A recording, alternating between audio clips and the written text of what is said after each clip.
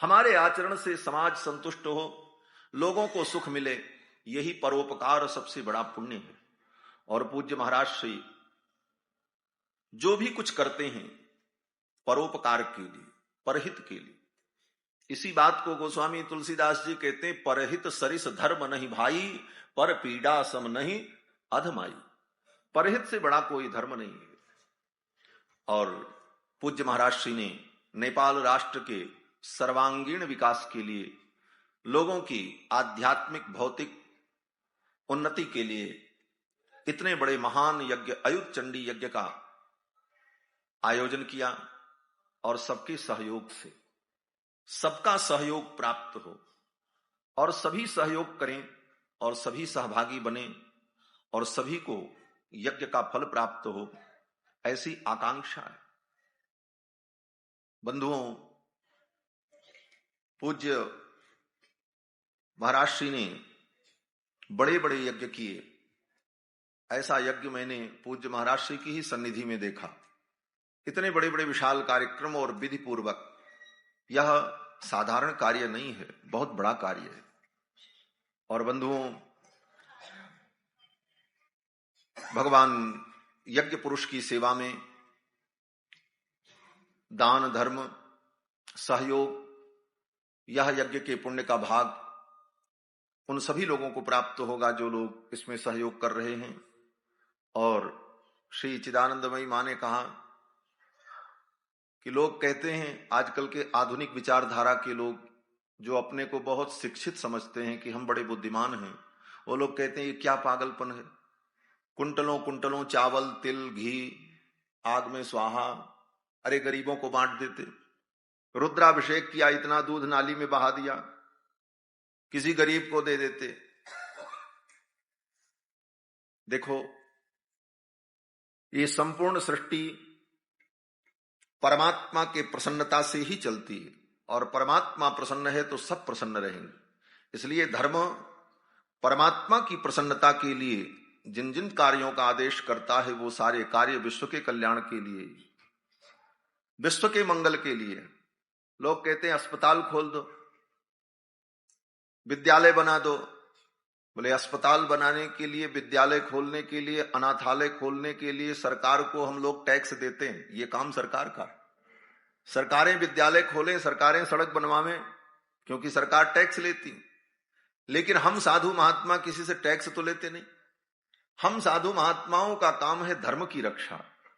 संस्कृत के विद्यालय खोले जाएं, मठ मंदिरों का जीर्णोद्धार हो, बड़े बड़े यज्ञ हों, लोग धर्म से जो विमुख हो रहे हैं उनको धर्म के मार्ग पर लाया जाए, जिससे उनका कल्याण हो। इसीलिए प्राचीन काल में लोग धर्मशाला बनाते थे, मंदिर बनाते थे। क्यों? बोले धर्मशाला में लोग आएंगे, मंदिर में आएंगे। और जब लोगों ने मंदिर में जाना बंद कर दिया, यज्ञ में जाना बंद कर दिया, तो जो मंदिर में नहीं जाएगा, जो यज्ञ में नहीं जाएगा, वो तो अस्पताल ही जाएगा। और कहां जाएगा? उसके लिए दूसरी कोई जगह ही नहीं है। जो मंदिर में नहीं जाएगा, जो यज्ञ में नहीं जाएगा, जो धर्म के कार्य में प्रवृत्त नहीं होगा, उसको हॉस्पिटल जाना पड़ेगा। तो फिर उनके लिए हॉस्पिटल लोग बनाने लगे। ये हॉस्पिटल की जरूरत इसीलिए पड़ी। पहले भी तो लोग थे, लेकिन कोई हॉस्पिटल की जरूरत नहीं पड़ती। लोग धर्म करते थे और सुखी रहते थे। धर्म से ही सुख शांति की प्राप्ति होती है। धर्म सार मिदम जगत, ये जगत धर्म सार है। इस जगत का सार धर्म ही है। बड़ी सुंदर मंगलमयी भगवान की चर्चा चल रही थी। और आज तो श्री नरसिंह भगवान का जन्म महोत्सव है। बैसाख शुक्ल पक्ष चतुर्दशी, स्वाति नक्षत्र, भगवान नरसिंह का प्राकट्य दिवस है। भगवान नरसिंह जगत जन्मादि लीलाय जगदानंद हेतवे जगत चक्षुर निवासाय श्री नृसिंहाय मंगल। भगवान नरसिंह का अवतार अपने भक्त प्रहलाद के वाणी की रक्षा के लिए हुआ। व्यास जी भागवत में कहते हैं कि सत्यम विधातुम निज भृत्य भासितम। अपने प्रहलाद भक्त की वाणी को सत्य करने के लिए भगवान को अवतार लेना पड़ा। प्रहलाद की रक्षा के लिए भगवान को अवतार नहीं लेना पड़ा। प्रहलाद की रक्षा तो भगवान बिना अवतार लिए ही कर रहे थे, पहले से ही कर रहे थे।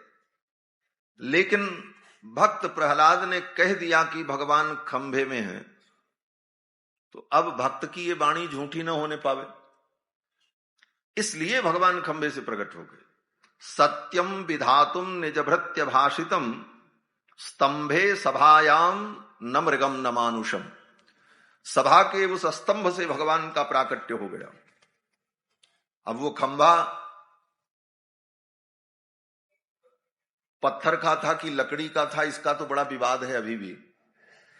हाँ, कुछ भक्त लोग कहते हैं, कहीं कहीं शास्त्रों में ऐसा है कि लकड़ी का खंभा था, और कुछ भक्त कहते पत्थर का खंभा था।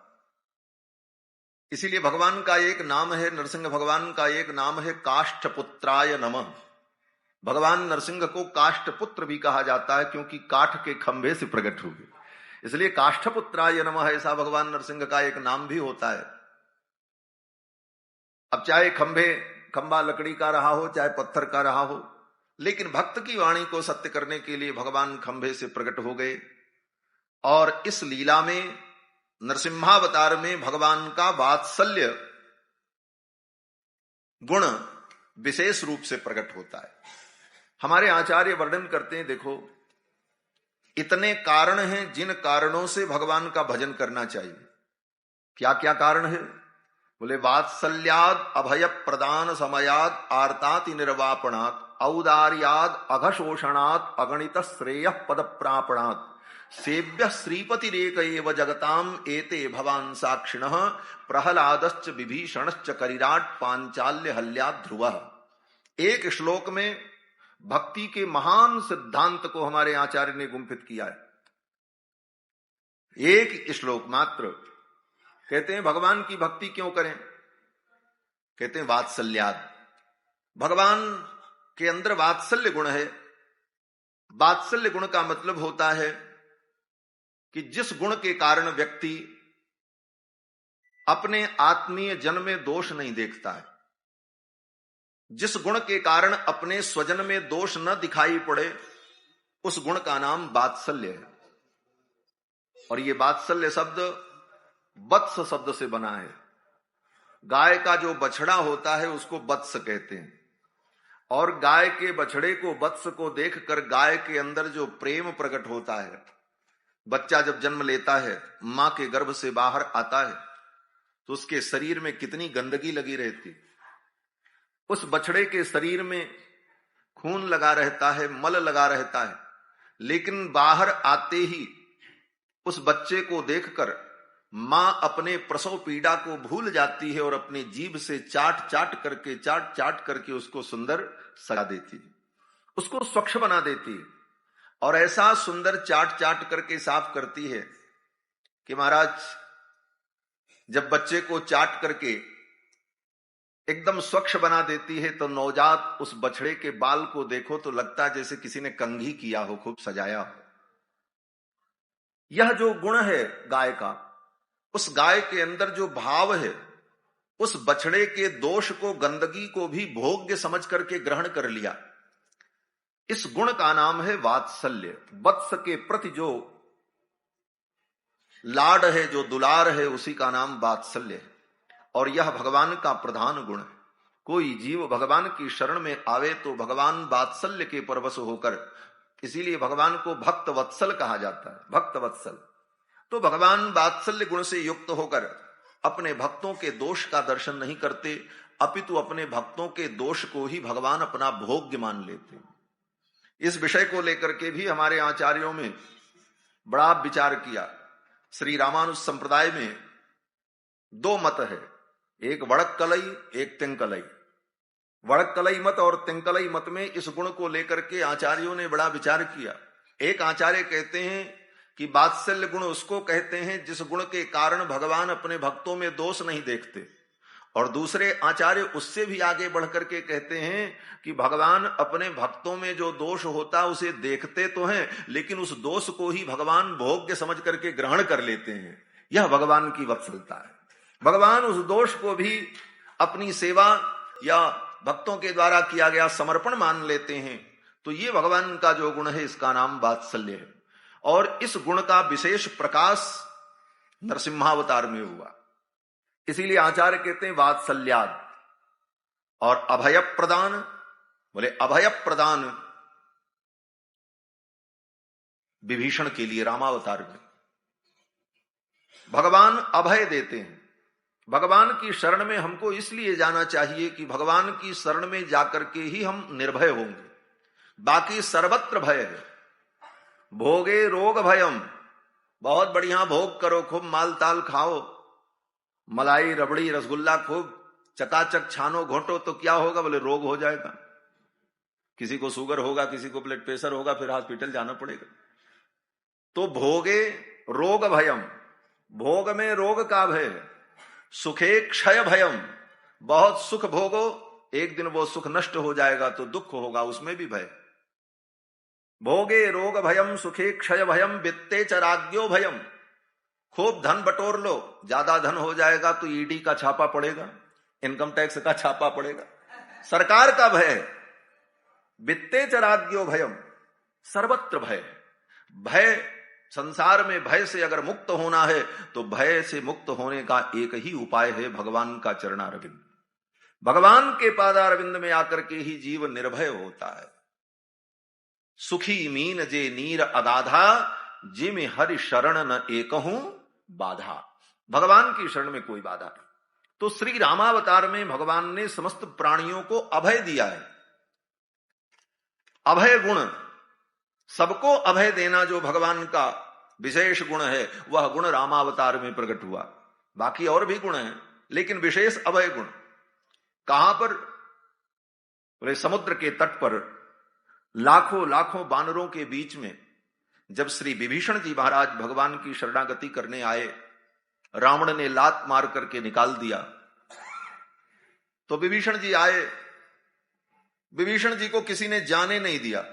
सब बानरों ने कहा, अरे पकड़ो, बांधो इसको, ये रावण का भाई है, राक्षस है। भगवान की शरण में जाने नहीं दिया। विभीषण जी सोचे अब मैं क्या करूं। विभीषण जी ने उन बानरों से कहा, जाओ एक बार प्रभु से निवेदन कर दो कि रावण का भाई विभीषण आया है। परिचय क्या दिया विभीषण जी ने? विभीषण जी ने यह परिचय नहीं दिया कि पुलस्त का नाती आया है, विश्वश्रवा का पुत्र आया है। विभीषण के पिता विश्वश्रवा बहुत बड़े ज्ञानी महर्षि हैं। विभीषण जी चाहते तो अपना यह परिचय देते कि मैं विश्वश्रवा का पुत्र हूं। उससे भी बड़े पुलस्त महर्षि जो ब्रह्मा के पुत्र हैं। रावण, विभीषण यह भी कह सकता था कि मैं पुलस्त का नाती हूं, ब्रह्मा का प्रपौत्र हूं, मैं भगवान की शरण में आया हूं, आप निवेदन करो। लोग अक्सर अपना परिचय देते हैं तो बड़ों से अपना परिचय देते हैं। किसी से मिलना होता तो कहते हैं हम फलाने जगह से आए हैं, उन्होंने हमको भेजा। तो बड़ों के नाम पर काम बन जाता है। लेकिन विभीषण ने उन लोगों का परिचय नहीं दिया। विभीषण ने अपना परिचय रावण से दिया। विभीषण जी ने कहा कि रावणो नाम दुर्वृत्तो, रावण नाम का एक राक्षस है, दुर्वृत्तो, बहुत बड़ा दुराचारी है। रावणो नाम दुर्वृत्तो राक्षसो राक्षसेश्वर, और वो राक्षस है, राक्षसों का राजा है। तस्याहम अनुजो भ्राता, मैं उसका छोटा भाई हूं। विभीषण इति श्रुतः, और मेरा नाम विभीषण है, मैं प्रभु की शरण में आया हूं। सर्वलोक शरण्याय राघवाय महात्मनि, निवेदयत माम क्षिप्रम विभीषणम उपस्थितम। विभीषण जी ने कहा, शीघ्र आप निवेदन कर दो, दुर्वृत्त दुराचारी रावण जो है उसका छोटा भाई आया है शरण में। ये कहने का भाव क्या है? बोले ये कहने का भाव ये है, आप कहोगे स्वामी जी कहां भागवत से राम कथा सुनाने लगे। महत्वपूर्ण बात है, कथा तो सब होगी, वो भी कथा सुनाएंगे। श्री विभीषण जी महाराज अपना परिचय रावण से इसलिए देते हैं कि भगवान की शरणागति में दैन्य भाव होना चाहिए। अपनी योग्यता का, अपने कुल का, अपने ज्ञान का, अपनी साधना का अगर अभिमान होगा तो भगवान की शरणागति दृढ़ नहीं होगी। क्यों बोले? मन में यह भाव बना। कथा के प्रारंभ में हम लोगों ने, लगता है, ठीक से कीर्तन नहीं किया था, इसीलिए भगवान ने कहा थोड़ा कीर्तन कर लो। है? भगवान की दिव्य मंगलमयी लीला है। मैं निवेदन कर रहा था कि श्री विभीषण जी महाराज अपना परिचय रावण से देते हैं दैन्य भाव के कारण कि मैं पापी हूं, मैं अधम हूं, रावण जैसे पापी का भाई हूं, आपकी शरण में आया। बानरों ने बड़ा विरोध किया, बोले इसको तो शरण में लेना खतरे से खाली नहीं। रावण का भाई है, वो भी रात्रि में आया है।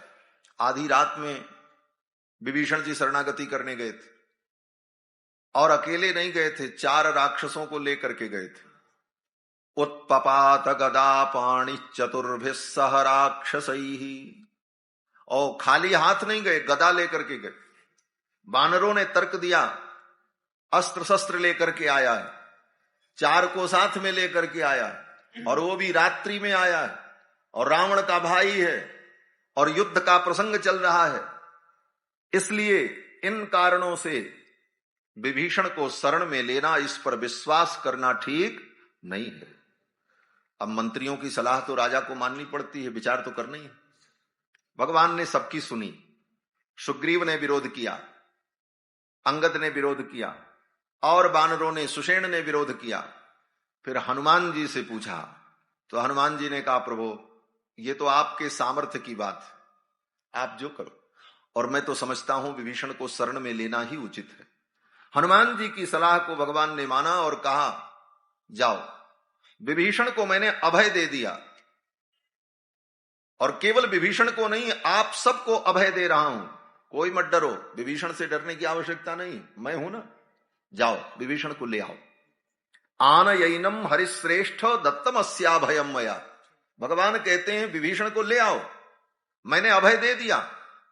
अगर विभीषण शत्रु भाव से आया है तब भी ले आओ, और मित्र भाव से आया है तब भी ले आओ। उभय भांति त्यहि आनो, हंसी कहा कृपा निकेत, जय कृपाल कही कपि चले अंगद हनु समेत। विभीषण जी को ले आए तो भगवान ने विभीषण को अभय देते हुए कहा, और केवल विभीषण को नहीं, उन सभी बानरों को और लाख लाख अनंत अनंत प्राणियों को, आने वाले अनंत अनंत युगों तक जितने जीव पैदा होंगे, समस्त प्राणियों के लिए एक बार ही राम जी ने अभय दे दिया। वाल्मीकि रामायण में भगवान श्री राम कहते हैं कि सक्रदेव प्रपन्नाय तवास्मीति च याचते, अभयम सर्वभूतेभ्यो ददाम में तत् व्रतम मम।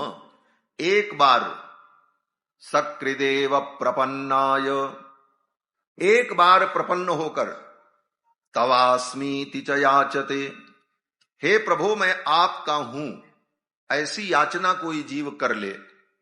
एक बार प्रपन्न होकर, हे प्रभु मैं आपका हूं, ऐसा आकर के मेरे सामने कह दे। सकृदेव प्रपन्नाय तवास्मीति च याचते, तो अभयम सर्वभूतेभ्यो ददाम में तद्व्रतम मम।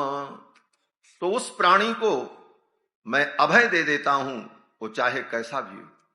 तो विभीषण को भगवान ने अभय दे दिया। तो अभय प्रदान भगवान के द्वारा होता है, इसलिए भगवान की भक्ति करनी चाहिए। वात्सल्याद अभय प्रदान समयात आर्ताति निर्वापणात्। आर्त का निवारण, दुख का निवारण करने वाले भगवान हैं। किसका दुख निवारण किया? बोले गजराज का। गजराज इतने दुख में पड़ा था, भगवान को पुकारा, भगवान ने उसके दुख की निवृत्ति कर दी। औदार्याद अघशोषणात्, भगवान परम उदार हैं, और परम उदार होने के कारण, आर्त को दूर करने के कारण भजन के योग्य हैं। भजन तो भगवान का करना। पांचाली द्रौपदी के आर्त को भगवान ने उसके दुख को दूर किया, इसलिए भगवान भजनी। औदार्याद, भगवान परम उदार हैं।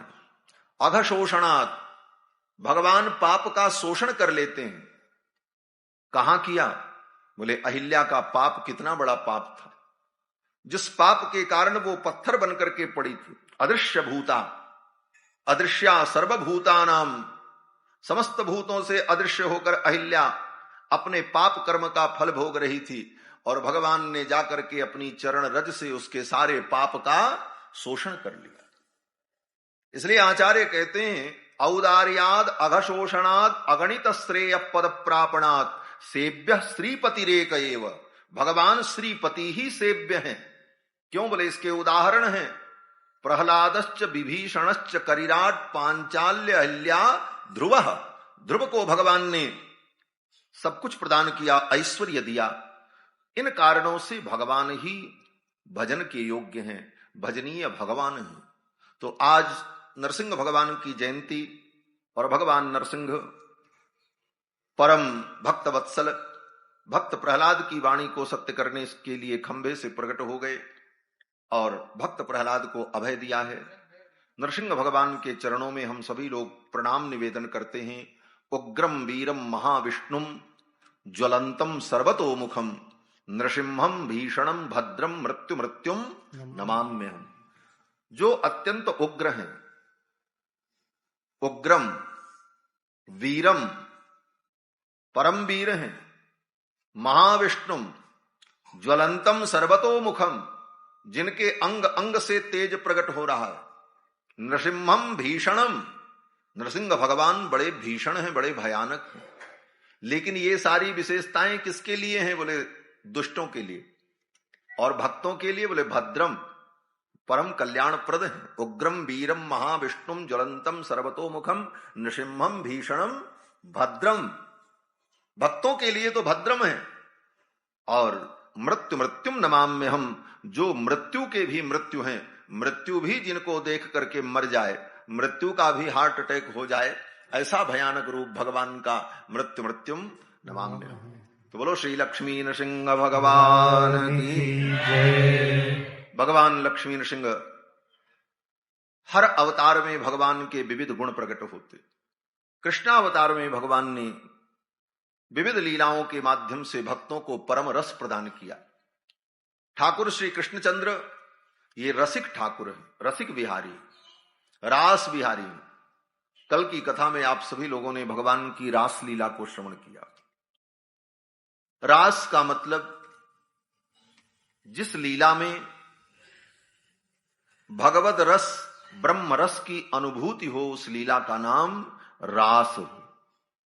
भगवान को वेदों में रसस्वरूप कहा गया है। रसो वै सह, वेद कहता है कि भगवान कौन है? बोले रसो वै सह, वो रस है। रसो वै सह हेवायम लब्ध्वानंदी भवती, उस रस को पाकर के जीव भी आनंदी हो जाता है।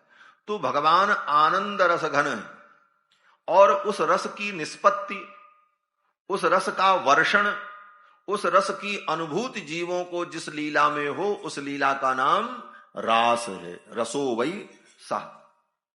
तो रस रूप जो परमात्मा है, उनकी अनुभूति इस लीला में भक्तों को होती है, प्रेममयी अनुभूति। और गोपांगनाएं रास में गोपी भाव लेकर, नायिका भाव लेकर के जाती हैं। और ऐसा नहीं है कि इस रास लीला में केवल स्त्रियां ही जाती हैं, पुरुष भी अगर गोपी भाव से युक्त हो तो वह पुरुष भी उस रास लीला का अधिकारी है। और पुरुष की क्या कहें, स्वयं भगवान शंकर महादेव देवाधिदेव भगवान कृष्ण की रास लीला का दर्शन करने के लिए गोपी बन करके जाते हैं। जिस दिन भगवान की रासलीला हो रही थी, देवांगनाएं सज करके जा रही थी रासलीला में सम्मिलित होने के लिए।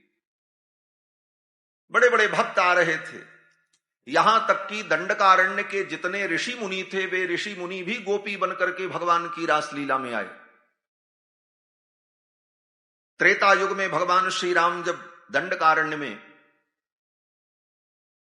लीला कर रहे थे, तो भगवान श्री राम के सौंदर्य को देखकर, उनकी रूप माधुरी को देखकर दंडकारण्य के मुनियों ने, महात्माओं ने भगवान से कहा, प्रभु आप बड़े सुंदर लगते हो और आपकी सुंदरता का, इस रस का अनुभव तो कोई नायिका ही कर सकती है, तो आप कृपा करो कि हम आपकी प्रियतमा बन जाएं, आप हमारे प्रियतम बन जाओ। ये भक्तों ने कामना की महाराज, दंडकारण्य के मुनियों ने। पुरा महर्षय सर्वे दंडकारण्यवासिनः राम रूपम हरिम दृष्ट्वा भोक्तुमैक्षंसु विग्रहाम। भगवान राम के सौंदर्य को देखकर उनके मन में यह भावना उत्पन्न हुई, तो भगवान ने कहा चिंता मत करो, द्वापर युग में जब मेरा कृष्णावतार होगा तो आप सब गोपी बनकर के प्रकट हो जाना, आपके मनोरथ को मैं पूर्ण करूंगा। तो दंडकारण्य के जितने मुनि थे वो भी गोपी बनकर के आए हैं। रास लीला में अनेक प्रकार की गोपियां हैं, ब्रज की जो गोपियां हैं वो तो है ही हैं, बड़े बड़े ऋषि मुनि महात्मा गोपी बनकर के आए हैं, स्वर्ग की देवांगनाएं गोपी बनकर के आई, वेद की जितनी ऋचाएं हैं, श्रुतियां गोपी बनकर के आई, गोप्यस्तु श्रुतयो गेयाः, वेद के मंत्र, वेद की श्रुतियां गोपी बनकर के आई, और ये सब रासलीला में सम्मिलित होकर उस सच्चिदानंद रस का अनुभव करती। तो दंडकारण्य के मुनि भी गोपी बनकर के आए। भगवान शंकर कहां पीछे रहते। पार्वती जी रासलीला में जा रही थी सज धज कर। जब पार्वती जी रासलीला में जाने लगी, भगवान शंकर ने कहा, देवी कहां जा रही हो? बोले, आज वृंदावन में भगवान की लीला हो रही है, रासलीला में मैं सम्मिलित होने जा रही हूं। भगवान शंकर ने कहा, मुझे भी ले चलो, मैं भी रासलीला का दर्शन करूं। पार्वती जी ने कहा, रासलीला में केवल गोपियां जाती हैं, पुरुष नहीं जाते। तो भगवान शंकर ने कहा, हमको भी गोपी बना दो, हमको भी गोपी बना दो। पार्वती जी ने कहा ठीक। पार्वती जी ने निकाला श्रृंगार सामग्री, भगवान शंकर की जटाओं को खोल करके बढ़िया वेणी बनाई, सुंदर चोटी बनाई, मल्लिका के पुष्प लगाए, मांग में सिंदूर भरा, मस्तक पर बढ़िया तिलक लगाया, नाक में नथ पहना दी, कान में कुंडल पहना दिया, गले में हार और सुंदर घेरदार घाघरा चोली ओढ़नी ओढ़ करके भोलेनाथ भोली गोपी बन गए। अब जब गोपी बन गए, दर्पण में अपना मुख देखा, भगवान शंकर ने कहा, पार्वती ये तो बड़ा अद्भुत रूप है, अब तो मैं पूरी गोपी लग रहा हूं। पार्वती जी ने कहा, लग रहा हूं नहीं, लग रही हूं, ऐसा बोलो, हाँ, नहीं तो बात बिगड़ जाएगी। भगवान शंकर ने कहा अच्छा। अब चलने लगे भगवान शंकर पार्वती जी के साथ। थोड़ी दूर चले तो भगवान शंकर तो पुरुष, और पुरुष की चाल और स्त्री की चाल में तो अंतर होती। स्त्री चलती है तो धीरे धीरे, पुरुष तो अपने मस्ती में। भगवान शंकर भी ऐसे ही चल रहे। पार्वती जी ने कहा, प्रभु आपकी इस चाल को देख करके गोपियां पहचान जाएंगे कि आप नकली गोपी हो, असली गोपी नहीं हो, तब तो भेद खुल जाएगा। बोले तो कैसे चलना चाहिए? तो पार्वती जी ने चल चल करके भगवान शंकर को सिखाया। थोड़ी दूर चल करके जब सिखाया तो भगवान शंकर ने वैसा अभ्यास किया चलने का। फिर भगवान शंकर ने कहा, अब हम गोपी जैसे चलने लगे। पार्वती जी ने कहा, फिर गड़बड़ हुआ, चलने लगे नहीं, चलने लगी बोलो, सब काम बिगड़ जाएगा। भगवान शंकर ने कहा, देवी सब तो ठीक है, लेकिन ये धोखे से वाणी निकल गई तो क्या होगा? तो पार्वती जी ने कहा, एक उपाय है। बोले क्या उपाय है? बोले आप बोलो ही मत, चुप रहो। बोले वहां कोई पूछेगा तब क्या करेंगे? पार्वती जी ने कहा, मैं बता दूंगी कि ये सखी जो है ये गूंगी है, इसको बोलना नहीं आता, आप चुप रहना, मैं सब काम बना दूंगी। भगवान शंकर ने कहा ठीक है। भगवान शंकर चुप हो गए, मौन हो गए, और भोली गोपी बनकर के लंबा घूंघट करके पार्वती जी के साथ रासलीला में सम्मिलित होने के लिए चल पड़े। महाराज बोलो श्री रास बिहारी भगवान की जय। जय जय श्री भगवान की इस दिव्य रासलीला में भगवान शिव भी गोपी का रूप धारण करके आए। भगवान सब जान गए तो भगवान ने बंशी बजाई, और भगवान की जब बंशी बजती है तो बड़े बड़े अपनी सुध बुध खो देते। भगवान कृष्ण की जब बंसी बजी तो भोलेनाथ अपनी सुध बुध भूल गए, और ये भूल गए कि हम गोपी बने हुए हैं। और ऐसा नृत्य किया महाराज कि चोटी खुल गई, पल्लू सरक गया, कान के कुंडल उधर गिरे। क्यों? बोले भगवान शंकर का नृत्य तो तांडव नृत्य है। अब तो भगवान श्री कृष्ण ने देखा, दौड़े दौड़े आए और आकर के भगवान भोलेनाथ को कन्हैया कृष्ण ने पकड़ा और धीरे से किनारे ले गए और कहा, भोलेनाथ आप तो इस लीला का दर्शन करो, बस ये लीला आपके बस की नहीं, आप तो दर्शन करो। बोले दर्शन करने ही तो आए हैं। बोले तो दर्शन करने की व्यवस्था मैं करता हूं। उसी रास मंडल के मध्य में भोले बाबा को अपने हाथों से भगवान कृष्ण ने विराजमान किया और उनकी साड़ी का जो पल्लू सरक गया था उसको उठा करके सिर पर रख दिया, थोड़ा घूंघट कर दिया और फिर स्वयं घूंघट उठा करके भगवान ने निहारा और कहा, बहुत अच्छी लग रही हो भोली गोपी, अब तो आप यहीं विराजो और सदा के लिए इस धाम में विराजो और इस रस का अनुभव करो। भगवान शंकर गोपी बनकर के विराजमान हो गए। आज भी वृंदावन में गोपेश्वर महादेव का मंदिर है, कभी जाओ तो दर्शन करो, वहां भगवान शंकर गोपी वेश में विराजते हैं। ये भगवान की लीला है। तो भगवान शंकर जो कामारी हैं, वे कामारी इस लीला का दर्शन करने आते हैं। तो ये लीला कोई काम लीला नहीं है, अपितु ये दिव्य रसमयी लीला है। भक्तों को परम आनंद प्रदान करने के लिए भगवान ने रास लीला की। कृत्वा तावंतमात्मानं यावतिर्गोपयोषितः रेमे स भगवास्ताभिर आत्मा रामोपि लीलया। आत्मा राम भगवान उन गोपांगनाओं के साथ लीला करते हैं। इस कथा को सुनकर राजा परीक्षित के मन में थोड़ी शंका हो गई। राजा परीक्षित ने पूछा कि संस्थापनाय धर्मस्य प्रशमाये तरस्य च अवतीर्णो हि भगवान अंशेन जगदीश्वरः। धर्म की स्थापना के लिए और अधर्म के प्रशमन के लिए भगवान का अवतार हुआ। तो ऐसे भगवान जो धर्म के सेतु हैं, उन्होंने ये विपरीत आचरण क्यों किया? ये राजा परीक्षित ने प्रश्न किया सुखदेव जी से। प्रतीपमाचरत ब्रह्मन् परदाराभिमर्शनम।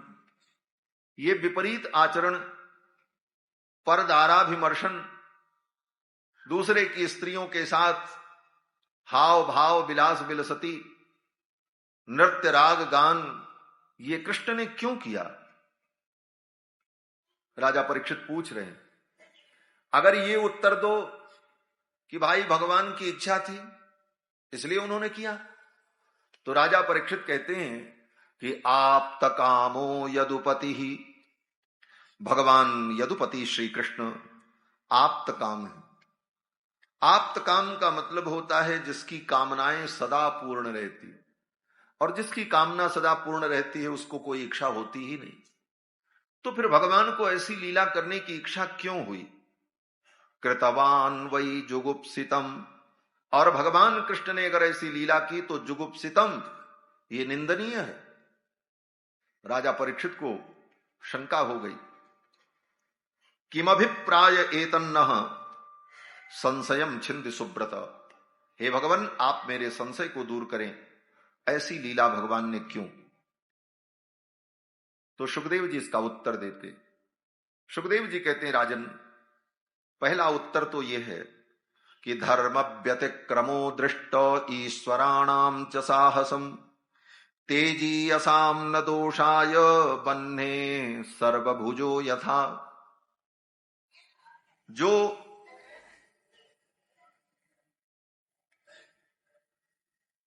समर्थ पुरुष हैं, उनके अंदर कोई धर्म का व्यतिक्रम अगर दिखाई पड़े तो समझ लेना चाहिए कि वो समर्थ हैं, इसलिए उनका कुछ बिगड़ने वाला नहीं। तेजी असाम न दोषाय वन्हे सर्वभुजो यथा। जैसे अग्नि सर्वभुक है, अग्नि में जो कुछ डालो सब जल जाता है, और किसी भी वस्तु से अग्नि अपवित्र नहीं होती, क्योंकि अग्नि में वो तेज है कि सारी वस्तुओं को अपने समान ही बना लेती। अग्नि में आप लकड़ी डालो थोड़ी देर बाद वो लकड़ी भी आग बन जाएगी। लोहा डाल दो, बोले लोहा भी आग बन जाएगा। अग्नि तत्व का जो तेज है वो विजातीय वस्तु को भी स्वजातीय बना लेता है। उसी प्रकार ब्रह्म कृष्ण परमात्मा, उनमें दोष नहीं है, क्योंकि उनकी सन्निधि में जाकर के, उन्हें प्राप्त करके, उनके संस्पर्श को प्राप्त करके सब कुछ ब्रह्म ही हो जाता है। ब्रह्मविद ब्रह्मैव भवति, जो सिद्धांत है ब्रह्मविद ब्रह्मैव भवति।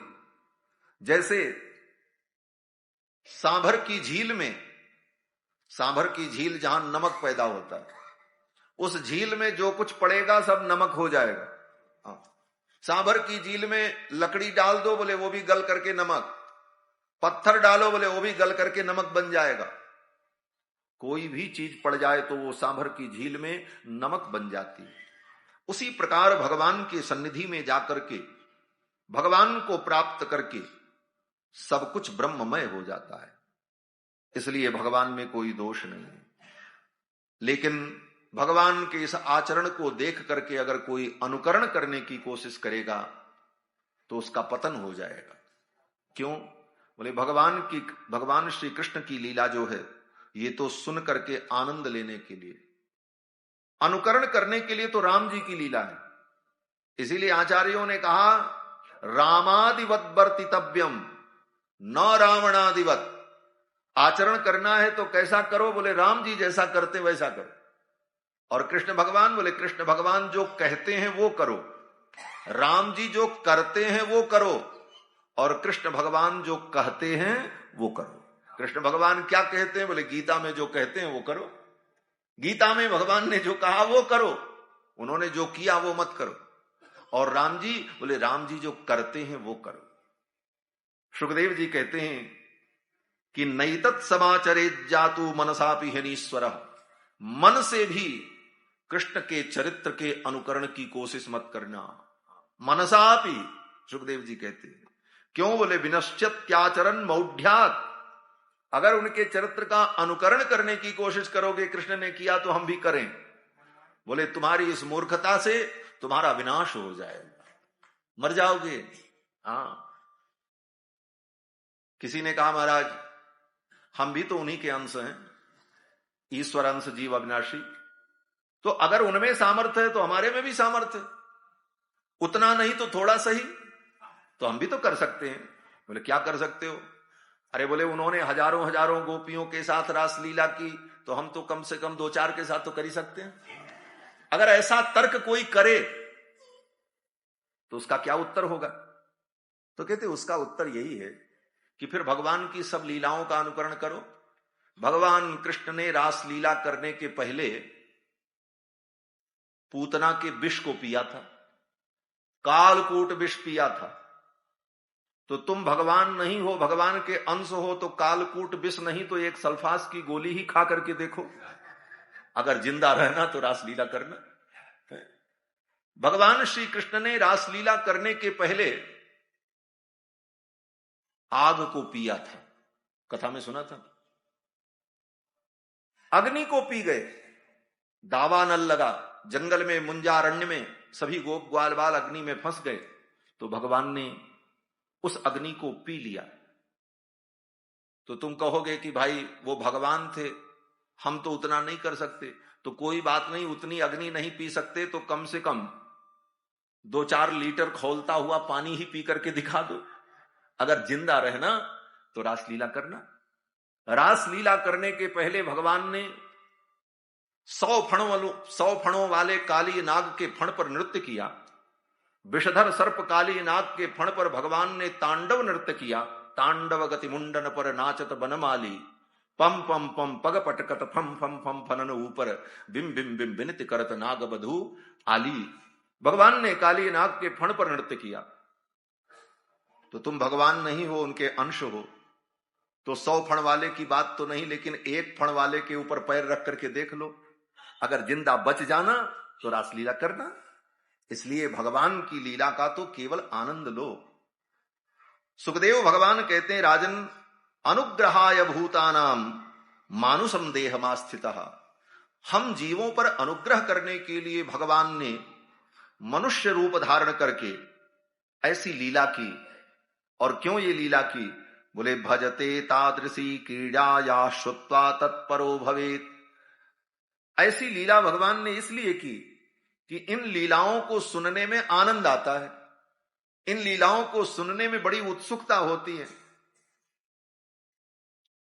तो भगवान ने ऐसी लीला इसलिए की कि इन लीलाओं को गा करके सुन करके प्राणी अपना मन मुझ में लगा दे।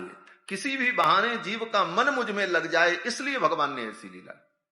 अनुग्रहाय भूतानाम मानुषम देहमास्थितः भजते तादृशी क्रीड़ा या श्रुत्वा तत्परो भवेत। भगवान ने ऐसी लीला इसीलिए की कि इन लीलाओं को सुन करके हमारा मन भगवान में लग जाए। कारण बोले हमको आपको यही सब सुनना अच्छा लगता है, जन्म जन्मांतर से यही सुनते आए। उनका बेटा हुआ, उनको बेटी हुई, उनकी उनसे शादी हुई, उनका उनसे प्रेम हुआ, उनसे उनकी तलाक हो गई, उनसे उनका बड़ा झगड़ा चला, यही सब संसार का प्रपंच हम लोग सुनते हैं। तो भगवान कहते हैं ये प्रपंच सुनते सुनते तुमको आदत पड़ गई है और इस प्रपंच के अलावा तुमको कुछ अच्छा ही नहीं लगता, तो चिंता मत करो, ये सब प्रपंच मैं भी आकर के कर रहा हूं, यही सब लीला हम भी करेंगे, तो उसके जगह पर इसको तुम गाना। उस प्रपंच को छोड़कर इस प्रपंच को तुम गाओगे तो तुम्हारा कल्याण हो जाएगा। सोई जस गाय भगत भव तरही कृपा सिंधु जनहित तनु धरही। इसीलिए भगवान मानव शरीर धारण करके मानव के समान ही ये सब लीलाएं करते हैं, जिससे मानव इन लीलाओं को सुन करके गा करके अपने मन को बड़ी ही सरलता से भगवान के चरणों में लगा दे। गीता में भी भगवान ने कहा कि जन्म कर्म च मे दिव्यम एवं यो वेत्ति तत्वतः त्यक्त्वा देहम पुनर्जन्म नैति मामेति सोर्जुन।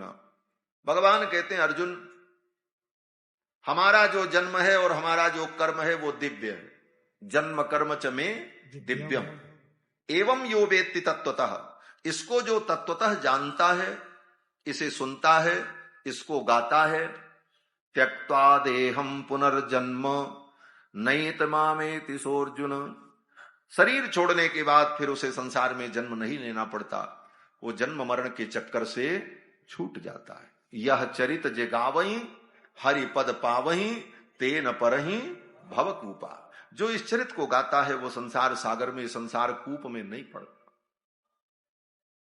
इन लीलाओं का यही उद्देश्य है। और ये लीला किसकी है? बोले भगवान की लीला है।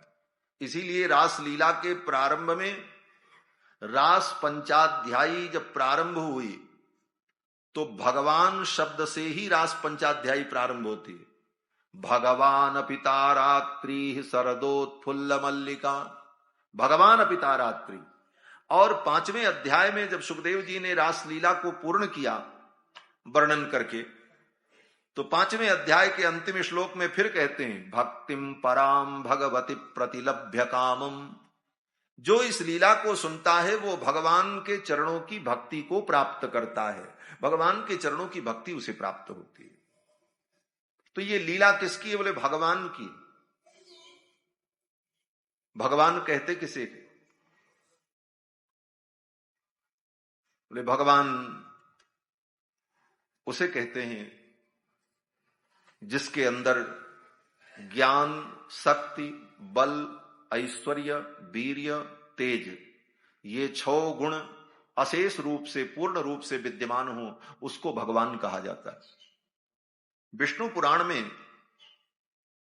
श्री मैत्रेय जी महाराज ने भगवान शब्द की व्याख्या की विष्णु पुराण में। और वहां पर जो भगवान शब्द की व्याख्या है वहां कहते हैं कि ज्ञान, शक्ति, बल, ऐश्वर्य, वीर्य, तेजाम सशेषतः भगवत शब्द वाच्यानि बिना हेयर्गुणादिभिः। ज्ञान, शक्ति, बल, ऐश्वर्य, वीर्य, तेज, ये 6 गुण जो हैं इनको भग कहा जाता है। ज्ञान, शक्ति, बल, ऐश्वर्य, वीर्य, तेज, ये 6 गुण जो हैं इन 6 को भग कहा जाता है। षण्णाम भग इति ऋणा। और ये 6 भग जो हैं इससे जो युक्त हो उसको कहते हैं भगवान। जैसे धन से संपन्न व्यक्ति को धनवान, उसी तरह भग संपन्न जो है उसको कहते हैं भगवान। और ये 6 गुण कृष्ण अवतार में लीला में प्रकट होते हैं। पहला गुण ज्ञान। भगवान का ज्ञान कितना है? बोले अनंत ज्ञान। उसका एक उदाहरण श्रीमद् भगवत गीता। भगवान में तो अनंत ज्ञान है, लेकिन उस महाभारत युद्ध में 1 घंटे के अंदर भगवान ने जो ज्ञान अर्जुन को दिया, थोड़ा सा ज्ञान, वह भी ज्ञान कितना गंभीर है कि आज दुनिया के सारे विद्वान गीता के रहस्य को जानते जानते थक गए, लेकिन अभी तक पूर्ण रूप से जान नहीं पाए। ये एक उदाहरण ज्ञान का था। गीता में 700 श्लोक, और उस 700 श्लोक की व्याख्या कितनी लिखी गई? भगवान शंकराचार्य ने गीता पर भाष्य किया, भगवान रामानुजाचार्य ने भाष्य किया, निम्बारकाचार्य ने, मध्वाचार्य ने, मधुसूदन सरस्वती ने, इन महापुरुषों ने गीता के ऊपर कितना व्याख्यान लिखा, लेकिन आज तक गीता की व्याख्या पूरी नहीं हुई। 700 श्लोक गीता के, और उसके ऊपर रामानुजाचार्य जी ने जो व्याख्या लिखी, 7000 श्लोक परमित व्याख्या। फिर उस व्याख्या की व्याख्या वेदांत देशिक स्वामी जी ने किया, 36,000 श्लोक परमित व्याख्या वेदांत देशिक स्वामी जी ने गीता तात्पर्य चंद्रिका लिख डाली, लेकिन फिर भी आज तक गीता के संपूर्ण रहस्य को दुनिया नहीं जानती। कहते हैं दुनिया में सबसे ज्यादा पढ़ी गई किताब अगर कोई है तो वो गीता है, और सबसे कम समझी गई किताब अगर कोई है तो गीता है। गीता को नास्तिक आस्तिक सब पढ़ते हैं, अन्य मत के, अन्य मजहब के लोग भी गीता को पढ़ते हैं, लेकिन गीता को संपूर्ण रूप से आज तक कोई समझ नहीं पाया। ये भगवान का ज्ञान, एक गुण, उसका एक उदाहरण। और शक्ति, बोले भगवान की शक्ति कितनी है? बोले उसका उदाहरण देख लो। 6 दिन के कन्हैया कृष्ण ने 6 कोस लंबी चौड़ी पूतना को दूध पी करके मार डाला है? अब इससे बड़ी शक्ति और क्या हो? दूध पीते पीते मार डाला महाराज। ये भगवान की शक्ति, ज्ञान शक्ति। और बल, बोले भगवान में बल कितना है? बोले बल का उदाहरण 7 वर्ष के कृष्ण कन्हैया ने 7 कोस लंबे चौड़े गोवर्धन पर्वत को अपने बाएं हाथ की कनिष्ठिका उंगली पर 7 दिनों तक धारण करके रखा। ये भगवान का अनंत बल है, ज्ञान शक्ति बल। और भगवान का ऐश्वर्य, ऐश्वर्य का मतलब प्रॉपर्टी, धन, वैभव। भगवान का ऐश्वर्य, बोले मथुरा में बैठे बैठे भगवान ने बलदाऊ भैया से कहा, भैया जरासंध का आक्रमण होने वाला है, उधर से काल यवन भी आ रहा है, और प्रजा की रक्षा के लिए कोई उपाय करना होगा, इनको कहां सुरक्षित किया जाए? बलराम जी ने कहा क्या करें? भगवान ने कहा एक पुरी का निर्माण करते। और मथुरा में बैठे बैठे भगवान ने संकल्प किया, समुद्र के अंदर स्वर्णमयी द्वारिकापुरी बन करके तैयार हो। न मिस्त्री, न मजदूर, न इंजीनियर, न कोई कारीगर, न कोई योजना, न कोई फाइल, कुछ की जरूरत नहीं पड़ी। भगवान ने संकल्प किया और समुद्र के अंदर स्वर्णमयी 12 योजन लंबी चौड़ी द्वारिकापुरी प्रकट हो गई। और अपनी माया के द्वारा भगवान ने संपूर्ण मथुरा की प्रजा को द्वारिका में रातों रात शिफ्ट कर दिया। सब सोए मथुरा में, नींद खुली द्वारिका में। रात में सब मथुरा में सोए थे, भगवान ने अपनी योग माया के द्वारा सबको उठा करके वहां द्वारिका में शिफ्ट कर दिया, स्वर्णमयी द्वारिकापुरी। ये भगवान का ऐश्वर्य है, ज्ञान शक्ति बल ऐश्वर्य। और भगवान का वीर्य, वीर्य माने पराक्रम। भगवान का पराक्रम क्या है? बोले पराक्रम उसे कहते हैं कि बड़े से बड़े विरोधियों के बीच में, शत्रुओं के बीच में जो निर्भय होकर के जाए, उसको कहते हैं पराक्रमी। और जब रुक्मिणी का हरण करना हुआ तो रुक्मिणी की सुरक्षा के लिए कई राष्ट्र की सेनाएं लगाई गई थी। जरासंध की सेना लगी थी, शिशुपाल की पूरी सेना लगी थी, दुर्योधन की पूरी सेना लगी थी, और रुक्मी की संपूर्ण सेना लगी थी कि कृष्ण रुक्मिणी का हरण न कर ले। 4 राष्ट्र की सेना, और इतने विरोधी लोग तैयारी करके बैठे थे कि कृष्ण को कहीं मौका न दिया जाए। लेकिन भगवान कृष्ण अकेले गए, एक सिपाही सैनिक भी लेकर के नहीं गए, और जाकर के इतने वीरों के बीच में छाती तान करके रुक्मिणी को उठा लिया और ला करके रथ में बैठा लिया और लेकर के चले आए। ये भगवान का पराक्रम है। ज्ञान, शक्ति, बल, ऐश्वर्य, वीर्य और तेज। भगवान का तेज क्या है? तेज तत्व अग्नि तत्व है। अग्नि तत्व को ही तेज तत्व कहते हैं। और तेज तत्व का दूसरा रूप सूर्य है। सूर्य और अग्नि ये दो तेज तत्व है। और शरीर में सबसे कोमल अंग अगर कोई होता है तो दो अंग होता है, एक आंख होती है और एक जीभ होती है। जीभ से ज्यादा मुलायम कुछ नहीं। थोड़ी सी गर्म चाय भी चली जाए तो जीभ बेचारी जल जाती है। और आंख में एक कण भी पड़ जाए, ज्यादा तेज आंख में अगर लाइट भी जला दिया जाए तो आंख को पीड़ा होती है। आंख और जिह्वा ये दोनों अत्यंत कोमल। और भगवान ने परम तेजोमय सूर्य को अपनी आंखों में रख लिया और अग्नि को अपने मुख में रख लिया। चक्षोह सूर्यो अजायत और मुखाद अग्निर अजायत, वेद कहता। तो अग्नि तत्व को और तेज तत्व को अपनी आंखों में और जिह्वा में जिसने स्थापित कर लिया, उससे बड़ा तेजस्वी कौन होगा? यही भगवान का अनंत तेज है।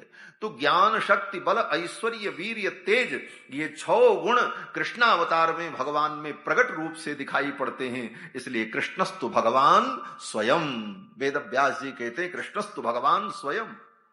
इसीलिए पूरी भागवत आप उठा करके पढ़ लो। भागवत में जहां कहीं प्रसंग आएगा, सुखदेव जी बोलेंगे तो शुक उवाच, सूत जी बोलेंगे तो सूत उवाच, गोपियां बोलती हैं तो गोप्यो ऊचुहु। लेकिन जब कृष्ण बोलते हैं तो कृष्ण उवाच, वासुदेव उवाच, नंद नंदन उवाच, ये नहीं मिलेगा। पूरे भागवत में जहां कहीं भी कुछ बोलेंगे भगवान तो एक ही शब्द आता है, भगवान उवाच। क्यों? बोले ये भगवान है। भगवान की भगवत्ता को प्रतिपादित करने वाला ये ग्रंथ भागवत ग्रंथ है। भगवान तत्व है क्या, इसका पूर्ण निरूपण भागवत में यत्त ज्ञान विराग भक्ति सहितम पारम परम गीयते, जिस ग्रंथ में ज्ञान वैराग्य भक्ति के सहित परम तत्व का निर्णय किया गया, परम तत्व का निरूपण किया गया। तो ये भगवान की दिव्य रास लीला, इसे जो श्रवण करता है, विक्रीडितम ब्रज वधू भेरितम च विष्णु, ब्रज गोपांगनाओं के साथ भगवान ने जो रमण किया, श्रद्धान्वितो न शुणयाद अथ वर्णयेद, यह श्रद्धा पूर्वक जो इसे सुनता है अथवा इसका जो वर्णन करता है, भक्तिम पराम भगवती प्रतिलभ्य कामम, वो भगवान के चरणों की भक्ति को प्राप्त करता है और धीरे धीरे उसकी कामनाएं समाप्त हो जाती हैं, उसके कामादिक रोग विनष्ट हो जाते हैं और वो भगवान के चरणों को प्राप्त कर लेता है।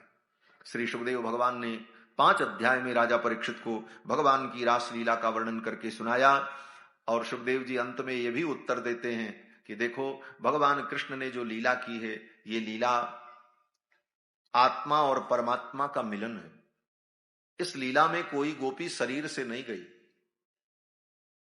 रास पंचाध्यायी के 5वें अध्याय में, अंतिम अध्याय में, यहां पर सुखदेव जी कहते हैं, राजन नासूयन खलु कृष्णाय मोहितास्तस्य मायया।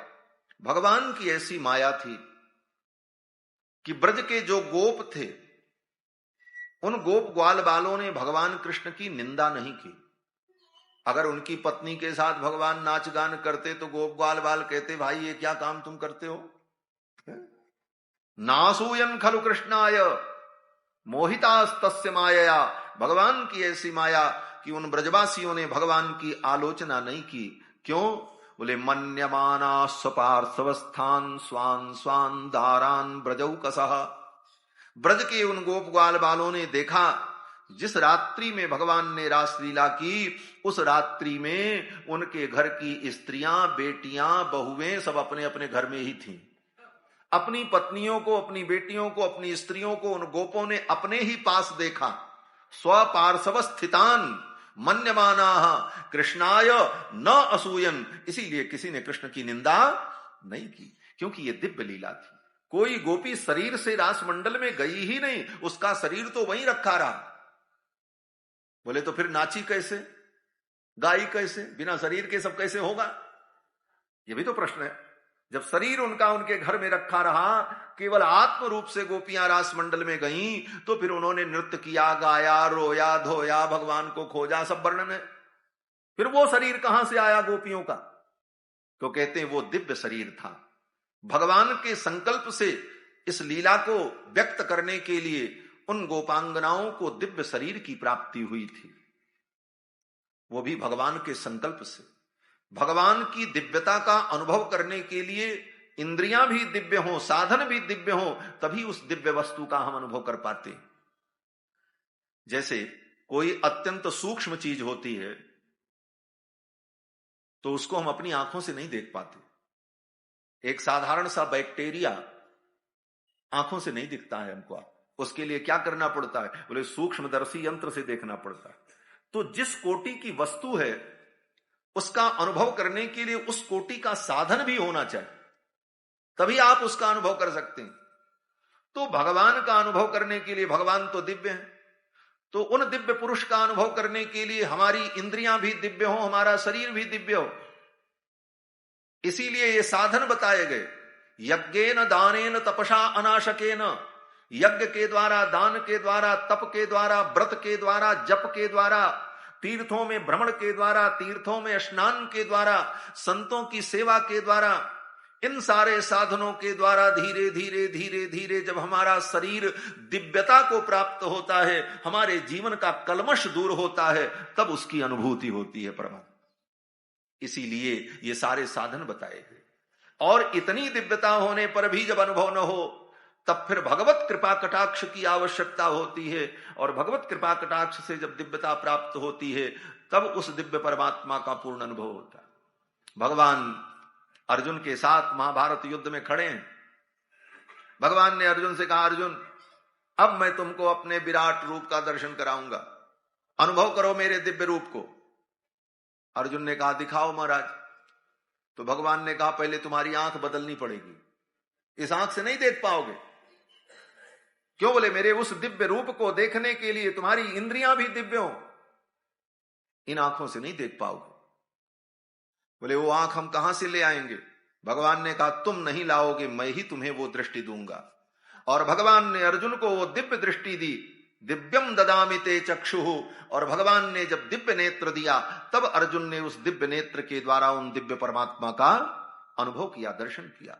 उसी प्रकार भगवान ने उन गोपांगनाओं को दिव्य शरीर प्रदान किया, और उसी दिव्य शरीर के द्वारा गोपांगनाओं ने भगवान की रासलीला का अनुभव किया। ये रासलीला का रहस्य है। भगवान ने दिव्य रासलीला की। इसके बाद कथा आती है कि एक दिन शिवरात्रि का पर्व था। सभी लोग अंबिका वन में गए, गोप ग्वाल बाल सब, और अंबिका वन में जाकर सरस्वती नदी में स्नान करके पशुपति भगवान शंकर की आराधना की। सुखदेव जी कहते हैं कि तत्र स्नात्वा सरस्वत्याम देवम पशुपतिम विभुम। सभी गोप ग्वाल बालों ने अंबिका वन में जाकर सरस्वती में स्नान करके भगवान पशुपति की पूजा की, रुद्राभिषेक किया, और फिर रात्रि में सब लोग वहीं अंबिका वन में विश्राम करने लगे। गोप ग्वाल बाल सब सोए हुए थे, नंद बाबा भी सोए थे, कन्हैया भी सोए थे।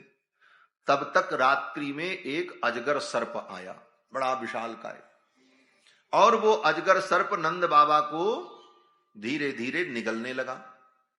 पैर के तरफ से उनको धीरे धीरे जब निगलने लगा, नंद बाबा को पता नहीं चला। आधा पैर उसके मुख में चला गया, तब तक पता नहीं चला। धीरे धीरे वो अजगर जब कमर तक पहुंच गया, तब नंद बाबा को पता चला। क्यों? बोले शिवरात्रि के समय में, फाल्गुन के महीने में रात्रि में अच्छी खासी ठंडी पड़ती है। वो अजगर सर्प जब आकर के नंद बाबा को धीरे धीरे निगलने लगा, तो नंद बाबा को लगा कि कोई रजाई उड़ा रहा है। हाँ, थोड़ी गर्मी महसूस हुई और बढ़िया नींद आ गई। लेकिन जब उस अजगर ने कमर तक पकड़ लिया और उसके दांत पेट में जाकर के जब लगे, तब नंद बाबा की नींद खुली। उठने की कोशिश की, उठ नहीं पाए। अब तो नंद बाबा घबरा गए और नंद बाबा ने कहा, रे बचाओ, मुझे ये अजगर सर्प निगल रहा है, बचाओ। ये सुनकर सभी गोप ग्वाल बाल जग गए और सभी गोप ग्वाल बाल उस अजगर सर्प को मारने लगे, मसाल से उसे जलाने लगे, लाठी से पीटने लगे। लेकिन वो अजगर सर्प तो बड़ा भयानक था हमारा, वो छोड़े नहीं, नंद बाबा को निगलता जा रहा। नंद बाबा ने देखा अब ये मुझे निगल जाएगा, मैं मर जाऊंगा। और वहीं बगल में भगवान कृष्ण सोए थे, उनकी नींद नहीं खुली।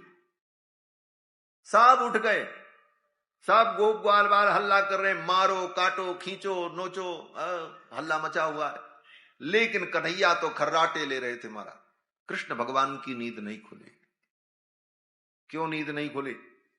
बोले नंद बाबा ने कन्हैया को बुलाया ही नहीं।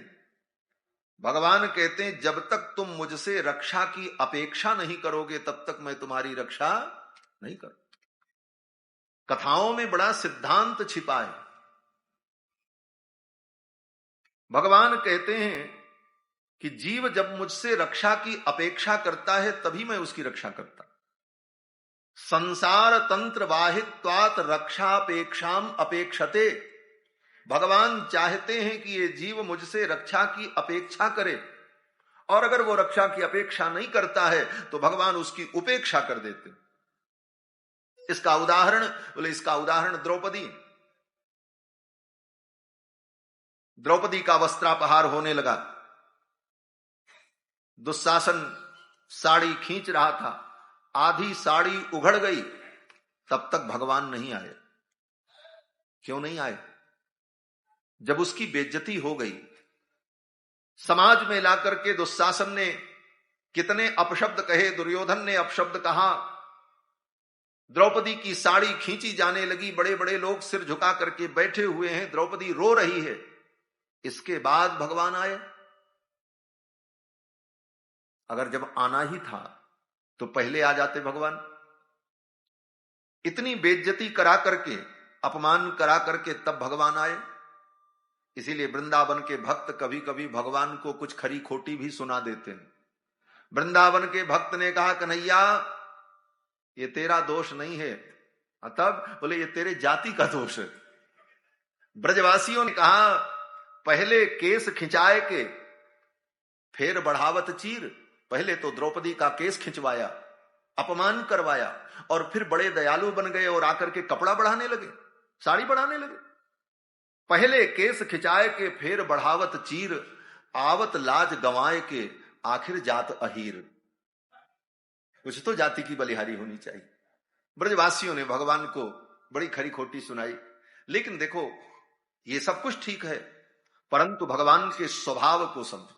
भगवान का स्वभाव क्या है? भगवान कहते हैं केवल मेरा भरोसा करो, माम एकम शरणम ब्रज।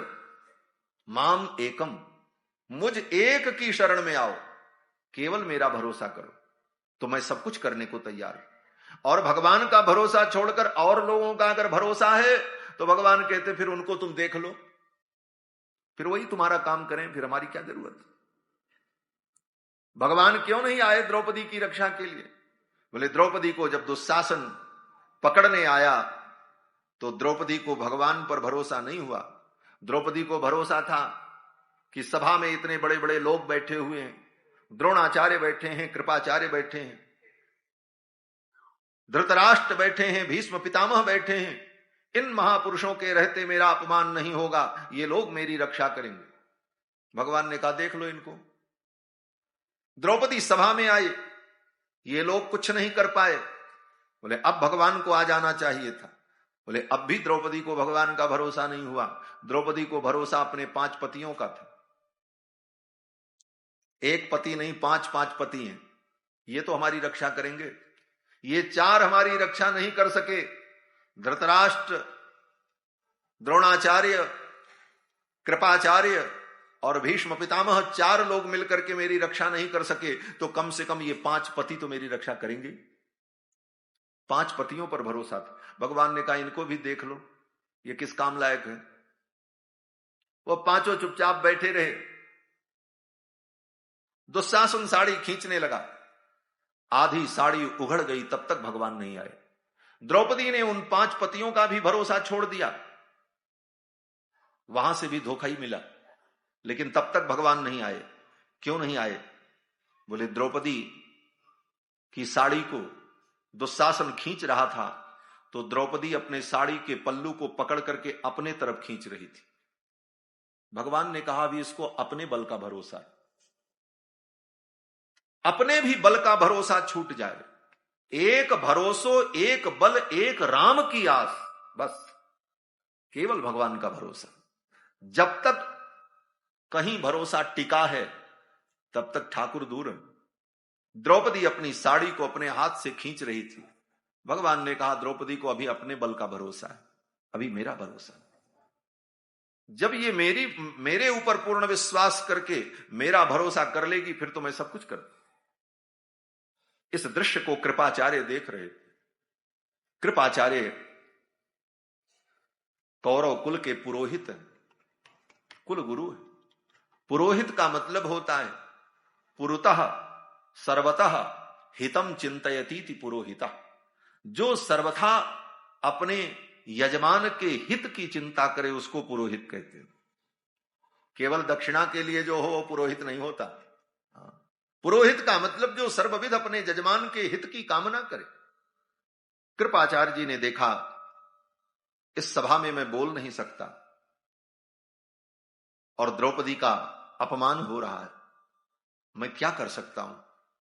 तो कृपाचार्य ने द्रौपदी की ओर देखा और द्रौपदी की दृष्टि कृपाचार्य पर जब पड़ी तो कृपाचार्य ने इशारा कर दिया, तमेव शरणं गच्छ, उस परमात्मा की शरण में जा, उसके अलावा तेरा कोई रक्षक नहीं है। यहां पर गुरु केवल इतना ही तो करते हैं, गुरु केवल यही उपदेश करते हैं, तुम सबका भरोसा छोड़ करके भगवान का भरोसा, गोविंद का भरोसा करो।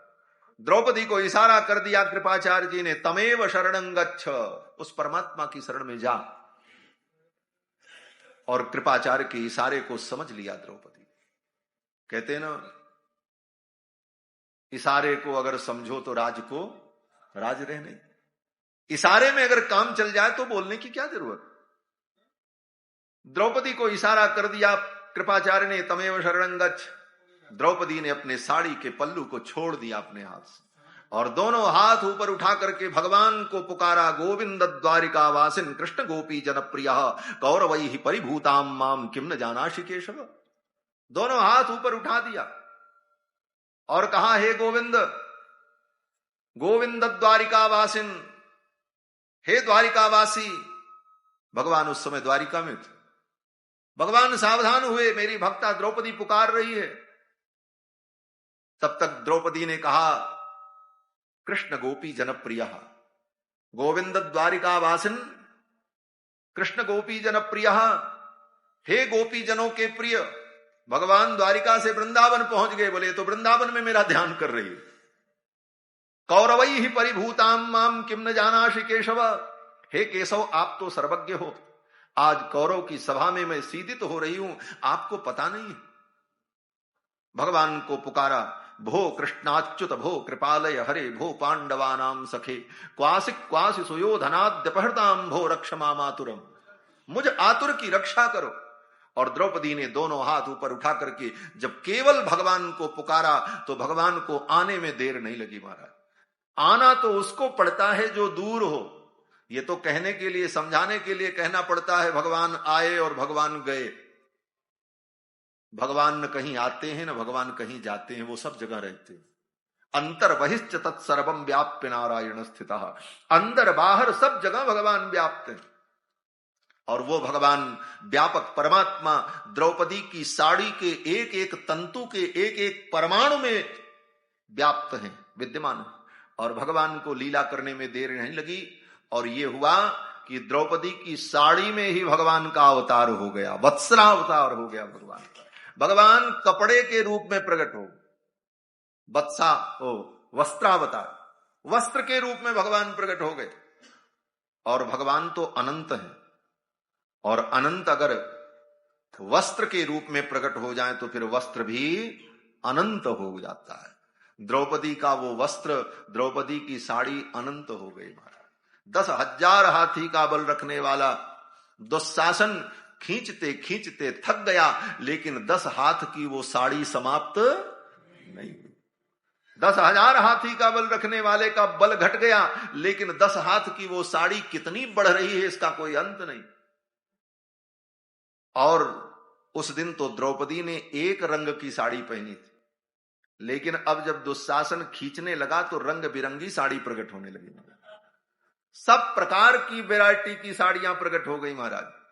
भक्तों ने बड़ी सुंदर कल्पना की है, भक्तों ने बड़ा सुंदर वर्णन किया है कि सारी बहुआरी बाटे विविध की नारी बाटे सलमा सितारी बेल पूटी धूप छैया टीकी बाटे गाढ़ बाटे लागल पहाड़ बाटे मखमली पाट बासी लिक मख नहीं रधवाजू होत आज आगे ठाड़ी होई जात पूछ लेत कान्हा ते पकड़ दोनों भैया मोरे आगे कमरी तू ओढ़ के चरौला गाय कान्हा सारी पौला कहाँ रे समैया। आज राधा होती तो कन्हैया का हाथ पकड़ लेती और कहती कन्हैया तुमको तो हमने वृंदावन में कपड़ा चुराते हुए देखा है। ब्रजे वसंतम नवनीत चौरम गोपांगना नाम च दुकूल चौरम। तुम कपड़ा चुराते थे, आज तुमको इतना वस्त्र कहां मिल गया। जिसके पास कोई धंधा नहीं, कपड़ा चोरी का धंधा, और उसको इतने कपड़े कहां से मिल गए। राधा होती तो आज गोविंद का हाथ पकड़ लेती और पूछती रधवा जो होत आज आगे ठाड़ी हो ही जात पूछ लेत कान्हा ते पकड़ दोनों बहिया मोरे आगे कमरी ओढ़ के चरौला गाय। मेरे सामने तो आप कमरी ओढ़ करके गाय चराते थे, इतनी साड़ी कहां मिली। अब तो महाराज रंग बिरंगी साड़ी प्रकट हुई और अनेक प्रकार की प्रकट हुई। सारी बहुआरी बाटे विविध की नारी बाटे सलमा सितारी बेल बूटी धूप छैया टीकी बाटे गाढ़ बाटे लागल पहाड़ बाटे मखमली पाट बासी लिक मख नैया। सब प्रकार के रंग बिरंगे वस्त्र प्रकट हुए। किसी भक्त ने कहा यह भक्त की भावना है कि इतनी साड़ी आई कहां से। बोले मानो भगवान ने कि द्रौपदी के कार्य को, द्रौपदी की लाज को बचाने के लिए भगवान ने द्वारिकापुरी की पूरी बजाजा बाजार ही लेकर के चले आए। द्रौपदी के काज ब्रज राज है बजाज मानो लादी के जहाज पट द्वारिका से आयो है। द्रौपदी के काज ब्रज राज है बजाज मानो लादी के जहाज पट द्वारिका से आयो है। मानो द्रौपदी के कार्य को सिद्ध करने के लिए भगवान संपूर्ण द्वारिका की बजाजा बाजार ही लेकर के चले आए हो। इतने कपड़े प्रकट हुए महाराज। बड़े बड़े वीर देखते रह गए महाराज। दुशासन थक गया। इस कथा का तात्पर्य यही है कि भरोसा भगवान का करो, एकमात्र भगवान का भरोसा। नंद बाबा ने सबको बुलाया लेकिन कन्हैया को नहीं बुलाया, तो कन्हैया सोते रहे, वहीं बगल में सो रहे हैं और नंद बाबा को अजगर सर्प ग्रस रहा है। अंत में नंद बाबा ने देखा अब तो मैं मर जाऊंगा, तो मरते मरते कम से कम अपने कन्हैया का मुख तो मैं देख लूं, मेरा कृष्ण कहां है। और नंद बाबा ने कन्हैया को बुलाया। नंद बाबा ने कहा कि सर्पो माम ग्रसते तात, हे बेटा तुम कहां हो, ये सांप मुझे ग्रस रहा है। सर्पो माम ग्रसते तात प्रपन्नम परिमोचय, हे कृष्ण मुझे बचा लो। ज्यों ही नंद बाबा ने ऐसा कहा तब तक भगवान कृष्ण की नींद खुल गई, उठ के खड़े हो गए, अभी तक नहीं जगे थे। ये कथा यही संकेत करती है कि भगवान तो तुम्हारे आगे पीछे सब जगह, अगल बगल अंदर बाहर सब जगह व्याप्त हैं, लेकिन जब तक तुम उन्हें पुकारोगे नहीं, उनका स्मरण नहीं करोगे, तब तक उनकी महिमा प्रकट नहीं हो। नंद बाबा ने जब भगवान को बुलाया तो भगवान जग गए और भगवान ने देखा अरे बाबा आपको ये सर्प ग्रस रहा है। तुरंत भगवान ने उस अजगर सर्प के मुख को ऐसे पकड़ा, ऊपर वाले हिस्से को, और ऐसे खींचा, चर्र से चीर करके फेंक दिया उस अजगर सर्प को।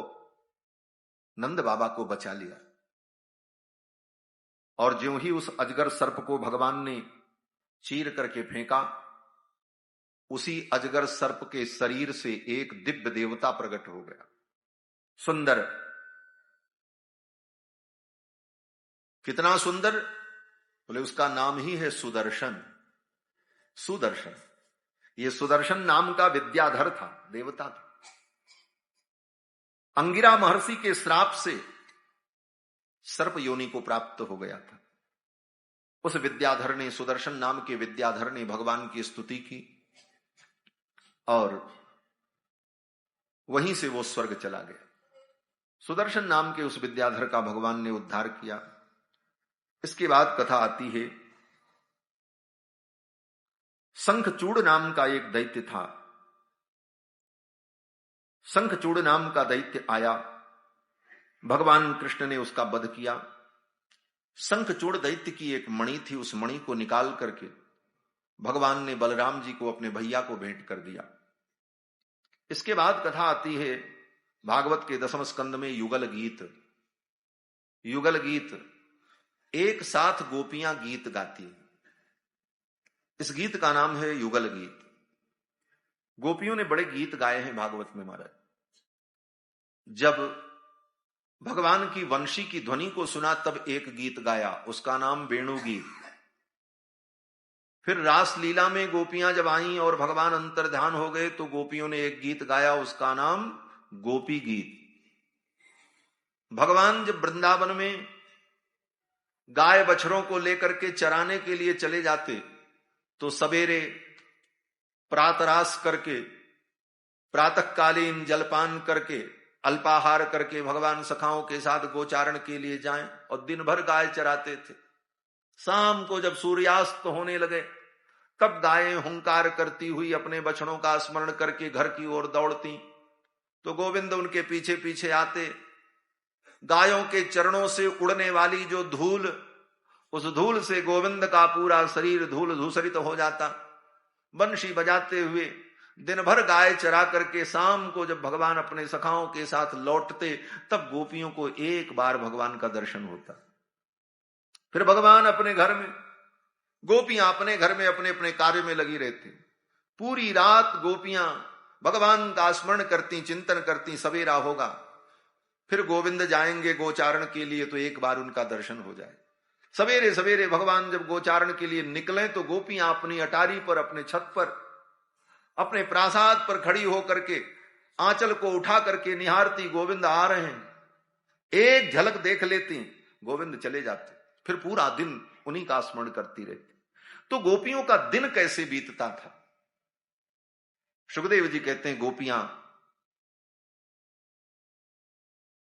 भगवान कृष्ण का स्मरण करती, उनकी लीलाओं का गान करती और एक साथ सभी गोपियां मिलकर भगवान के गुणों का वर्णन करती और गीत गाती। इसी का नाम है जुगल गीत। एक साथ मिलकर